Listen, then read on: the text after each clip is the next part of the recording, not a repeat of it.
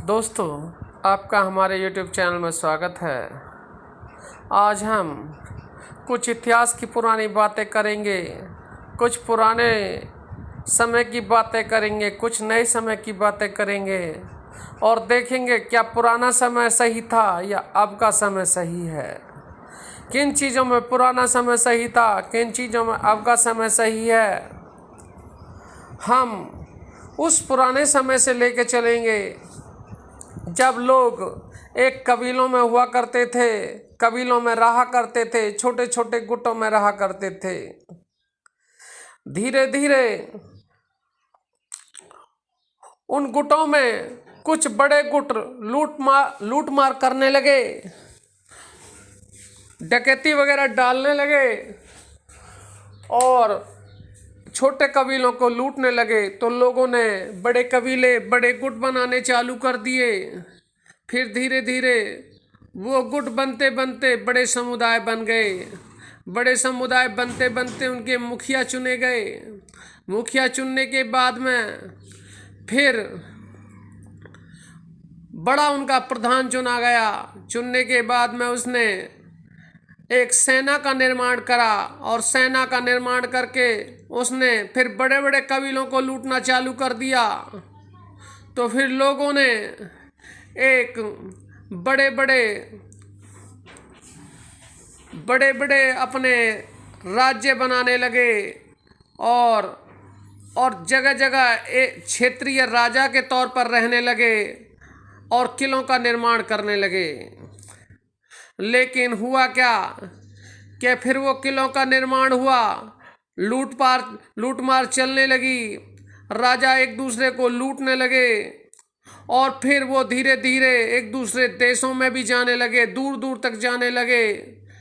यानी कि सिर्फ लूट मार ही मतलब चलती रही पुराने समय तक। उसके बाद में राजाओं ने भी कुछ खास तरक्की नहीं करी। उन्होंने भी क्या किया कि उन्होंने आपस के पड़ोसी राज्यों को लूटना, उनकी सीमाएं झपटना, उनके राज्यों को झपट लेना, उनसे लड़ना, मारकाट करना, ज़्यादा सैनिक इकट्ठे करके दूसरे पड़ोसी राज्य पर अटैक कर देना, उसके किले को, उस राजा को मार देना, उसके किले को अपने अंडर ले लेना, उसके बीवी बच्चों को अपने अंडर ले लेना या मार काट करना या दूसरे राज्य के निवासियों को भी कत्ल कर देना, ये चलता रहा। उसके बाद फिर थोड़े बड़े राजा होने लगे। बड़े राजा होते होते उन्होंने थोड़ी सी एक चीज़ में वो थोड़े से सही रहे, वो अपने लोगों को न्याय टाइम पे दे देते थे। आज हम वर्तमान समय की बात करें तो न्याय में बड़ा ही विलंब होता है। न्याय 10 20 30 साल तक, 50 साल तक न्याय नहीं मिलते।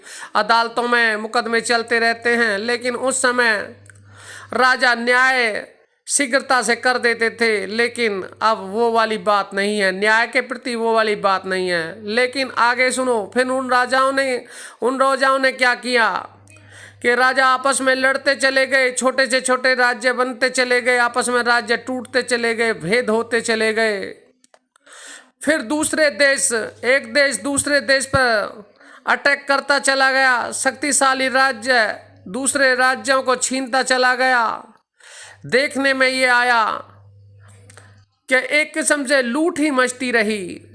किसी ने कोई तरक्की नहीं की, कोई फैक्ट्रियों के निर्माण नहीं, कोई प्रोडक्शन के निर्माण नहीं, कोई एग्रीकल्चर में कोई बड़ा डेवलपमेंट नहीं और लूट मार ही चलती रही, मार काट चलती रही। तलवार के दम पे, बंदूक के दम पे, तोपों के दम पे लोग रोटियां खाते रहे। फिर एक दुनिया ऐसी आई जहां ब्रिटेन ने लगभग आधी दुनिया पे कब्जा कर लिया।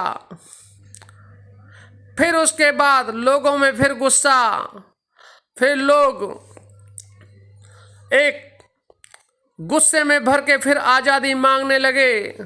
फिर देश देश आज़ादी की लहर दौड़ने लगी। फिर लोगों ने अपने देश को आज़ाद कराने की कस्में खाईं। लोग बलियां देते रहे, शहीद होते रहे। उस उन बंदिशों, उन गुलामियों से आज़ाद होने के लिए लोग झटपटाते रहे। लेकिन एक दौर आया, सन ये दौर था सन 1900 ईस्वी के आसपास कर 1900 ईस्वी के आसपास कर फिर देशों ने अपने को गुलामी से मुक्त करना चाहा और धीरे धीरे देश मुक्त होते चले गए और अपने देश के वो एक संविधान बनाते चले गए, कानून बनाते चले गए। यानी कि फिर धीरे धीरे ज़्यादातर कंट्रियां अपने को आज़ाद घोषित करने लगीं और अपनी अलग सरकार बनाने लगीं। जब देश आज़ाद हो गए, शांतियाँ व्यवस्थाएं बैठ गईं, एक अंतर्राष्ट्रीय लेवल पर कानून व्यवस्था बन गई, यूएनओ बन गई, तब जाके दुनिया में एक स्थिरता आई। उसके बाद अब दौर चालू हुआ प्रोग्रेस और तरक्की का। उसके बाद आज़ादी के बाद फिर दौर चालू होता है एक डेवलपमेंट का, एक इंडस्ट्रियों का, एक निर्माण का, एक अच्छी तरक्की का। उसके बाद लोगों ने समझी कहानी को और फिर लोगों ने धीरे धीरे स्थिरता लाते हुए अपने अपने देश को समृद्ध बनाने की होड़ में लग गए। लोग मार्केट को छोड़ करके काम धंधे पर लग गए। देश देश फैक्ट्रियों के निर्माण हुए, एग्रीकल्चर पर काम हुए और दुनिया में आज जो खुशहाली देखी जा रही है, दुनिया में आज जो तरक्की देखी जा रही है, वो एक बड़े राष्ट्र होने के कारण और उनके अलग संविधान होने के कारण, उनके अलग कानून होने के कारण ऐसा संभव हो पाया है।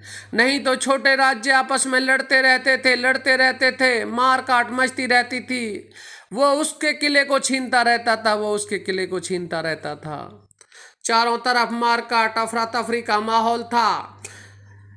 वो राजा उससे ज़्यादा सेना एकत्रित करके फिर उसे मारता था, फिर दूसरा राजा उससे ज़्यादा सेना एकत्रित करके दूसरे को मारता था। यही चलता रहता था। कोई तरक्की नहीं थी, कोई निर्माण नहीं था। आज संसार में निर्माण संभव हो पाया है तो वो एक संविधान कानून के आ जाने से, यूएनओ बन जाने से, अंतर्राष्ट्रीय लेवलों पर एक बड़े समुदाय बन जाने से ऐसा संभव हो पाया है। लेकिन अभी भी देखने में आ रहा है कि कुछ देशों के नागरिक भी आपस में अपने देश के ही टुकड़े करने पर लगे रहते हैं।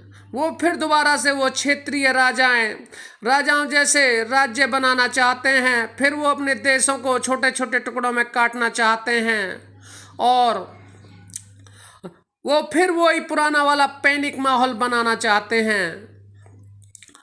और देखने में आ रहा है कुछ देश एक दूसरे पर अटैक करते रहते हैं। इससे कोई भी समृद्धि की तरफ नहीं जा सकता, कोई भी देश तरक्की नहीं कर सकता।